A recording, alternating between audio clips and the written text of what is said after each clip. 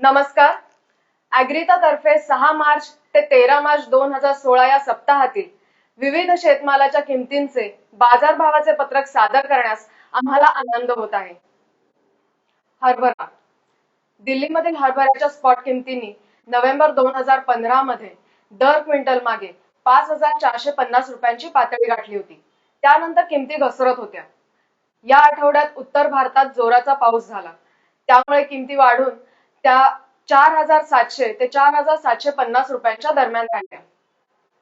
पावसामुळे नवीन पिकांची आवक उशिरा सुरू होण्याचा संभव आहे. मार्च 2016 या महिन्यात सरासरी किंमत 4,300 ते 4,600 रुपये यामध्ये राहण्याची अपेक्षा आहे. तूर. तुरीच्या अकोला बाजारातील किमतींनी ऑक्टोबर 2015 मध्ये दर क्विंटल मागे 13,600 रुपयांची पातळी गाठली होती. त्यानंतर किमतींनी घसरण अनुभवली. या सप्ताहात तुरीच्या किमती 8,350 रुपयांवरून 8,280 रुपयांपर्यंत घसरल्या. मार्च मध्ये किमती आणखी घसरण्याचा संभव आहे. मार्च 2016 मध्ये सरासरी किंमत 7,500 ते 7,800 रुपयांच्या दरम्यान राहणे अपेक्षित आहे. हळद.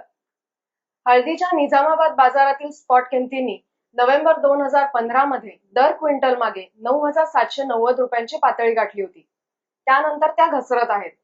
या सप्ताहात त्या 8,847 रुपयांच्या आसपास होत्या. मार्च 2016 मध्ये हळदीची सरासरी किंमत 8,500 ते 9,000 रुपयांच्या दरम्यान राहण्याची अपेक्षा आहे. सोयाबीन. ऑक्टोबर 2015 नंतर सोयाबीनच्या इंदूरमधील स्पॉट किमती दर क्विंटल मागे 3,750 ते 3,850 रुपयांच्या दरम्यान राहिल्या.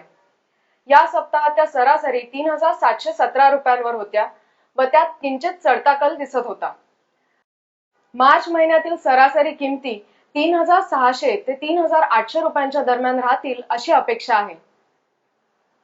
साखर.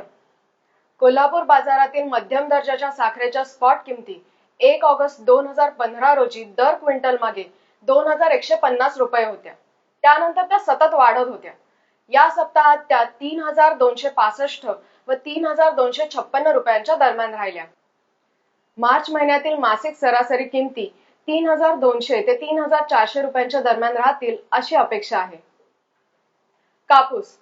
कापसाच्या किमती डिसेंबर 2015 पासून दर 140 किलोच्या गाठी मागे 16,000 ते 16,500 रुपयांच्या दरम्यान राहिल्या होत्या. या आठवड्यात त्यांनी किंचित घसरण अनुभवली व त्या 15,870 रुपयांवर आल्या. मार्च महिन्यातील सरासरी किंमत 15,500 ते 16,500 रुपयांच्या दरम्यान राहील अशी अपेक्षा आहे. धन्यवाद. ॲग्रीता तर्फे पुढील सप्ताहासाठी आपल्याला शुभेच्छा.